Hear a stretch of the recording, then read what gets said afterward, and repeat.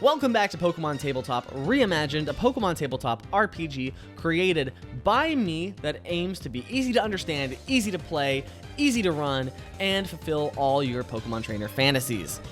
Today we're going to be taking a look at the Ace Trainer class for your trainer character. The Ace Trainer class primarily focuses on battling and primarily has all their abilities revolving around that concept and the mechanics of the combat system.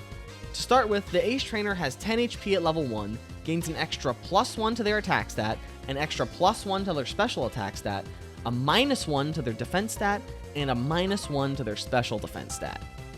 In terms of skill advantages, the Ace Trainer specializes in having advantage on insight rolls and Pokemon handling skills. Even though the Ace Trainer is a primarily combat-focused class, their skill advantages on insight and Pokemon handling are really helpful in roleplay situations and can really make that player feel more involved. At level 1, you're going to start with the Affirmation ability.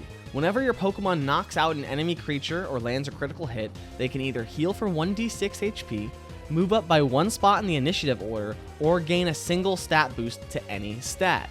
So at level 1, you're going to be looking to try and deal the final blow to enemies. You're going to be sort of picking off the enemies that your party members sort of weaken and try to secure those KOs so you can get these boosts and start to snowball through the fight.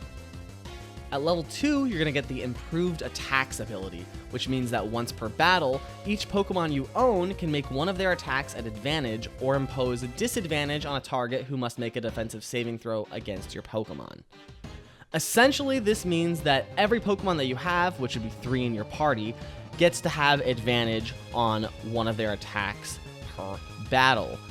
This ability helps you stay a little more consistent in battles than other classes and lets you hit some key damage and some key status effects against high priority targets on the battlefield a lot easier. And of course, you also gain 2 stat points to allocate to any non-HP trainer stats, and you gain 1d10 trainer HP added to your max HP. Okay, this is the big one. This is when the class really comes online at level 3 with the ability called Altered Attacking. Because you've trained your Pokemon so well, you can command your Pokemon to alter the area of effect of certain attacks. Changing the area of effect of attack will keep the length of the original attack, but will change the width of the range and the damage. How you change the area of effect of an attack is determined on what the previous area of effect already was. I'm not going to go through all of the options individually right now. You can pause and take a look at all of them and read through them if you'd like. Just know that generally, the bigger that you make an area of effect, the less damage or effectiveness it will have, and the smaller an area of effect gets, the more effective it will be when you change it. This ability is one of the main draws of the class and gives you so many more options in combat than all of the other classes. You can avoid hitting teammates with large area of effect attacks with this, and you can hit more enemies than normal or just increase the damage, lower the damage, do some great crowd control. This is a very, very powerful ability that gives you a lot of control during combat. Of course, you also gain 1d10 trainer HP added to your max HP at this level as well. At level 4, you get the ability Vitality Sense. This allows your trainer to always be aware of the current HP of all of the enemies in a battle. While this might not be the most flashy ability ever, knowing the HP of all the Pokemon in a battle is extremely valuable information that helps both you and your team make tactical combat decisions. Of course, at this level, you also gain 2 stat points to allocate to any non-HP trainer stats, and you gain 1d10 trainer HP added to your max HP. At level 5, you get an upgrade with the Ultra Affirmation ability. When the Affirmation ability activates, your Pokemon can now either heal for 1d10 HP, move up 2 spots in the initiative order, or gain 2 single stat boosts to any stats you want. So this is just a straight upgrade to the Affirmation ability. You get to snowball a lot easier and a lot faster with this. If you pick off an enemy opponent who's at low HP that you can see thanks to the Vitality Sense ability, you can pick them off, get your stat boosts, and start snowballing, picking them off one after the other, just gaining boost after boost after boost. Of course, you also gain 1d10 trainer HP added to your max HP at this level as well. At level 6, you get an ability that's very powerful called Critical Resistance. When your Pokemon are hit by a critical hit, the damage multiplier is reduced from a ×2 multiplier to a ×1.5 multiplier. So yes, in this system, critical hits deal double the amount of damage that normally would have been done, but with this ability, you can reduce that damage to 1.5 times the damage instead, which is extremely useful when you want to stay alive a little bit longer and makes you a little more durable on the battlefield. You also gain 2 stat points to allocate to any non-HP trainer stats, and you gain 1d10 trainer HP added to your max HP.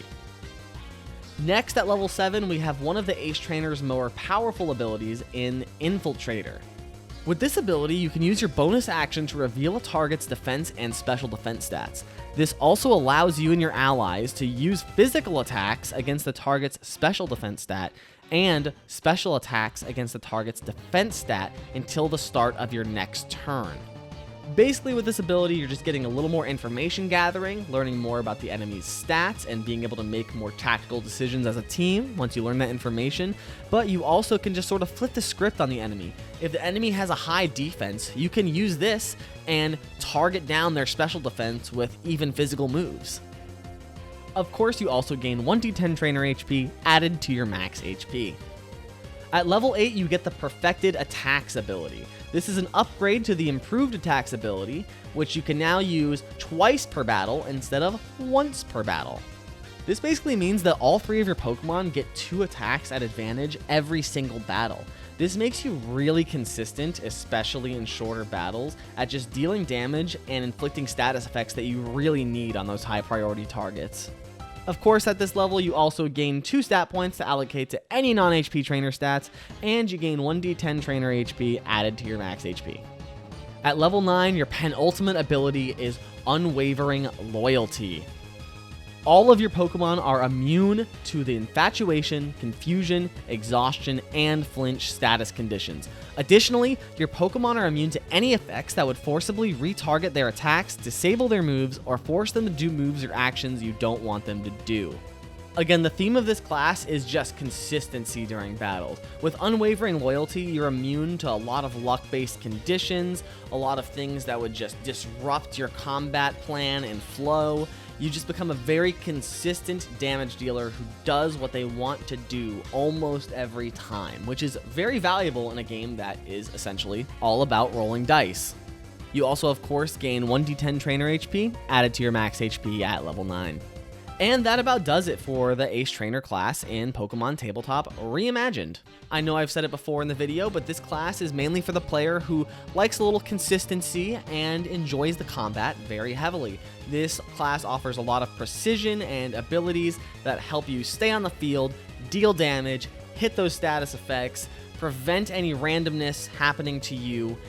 That's what this class is all about. You're an Ace Trainer, your Pokemon listen to you, they listen to you well, and they're very loyal to you. And that's going to be about it for this video. If you liked the Ace Trainer class, just let me know what you thought about it. Any questions, comments, concerns in the comments below.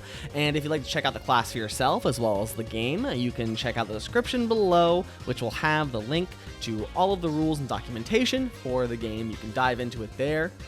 And next time, we're going to be looking at the Type Specialist class, so all of you Mono-type trainers, you want to pull up for that one. You want to be a little bit of a Brock, a little bit of a Misty, that's where you're going to want to be. So stay tuned for that. Bye!